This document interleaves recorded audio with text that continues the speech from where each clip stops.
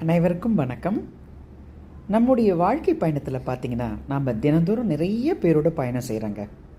ஒவ்வொருத்தரும் நமக்கு ஒரு பாடம்னு சொல்லலாம்.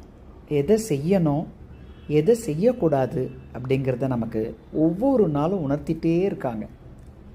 இந்த கற்றுக்கிட்ட பாடங்களை நம்முடைய வாழ்க்கையை நாம் சரியாக நம்ம உபயோகப்படுத்த தெரிஞ்சிட்டாலே போதுங்க. நம்ம வாழ்க்கையில் தோல்வியே வராது.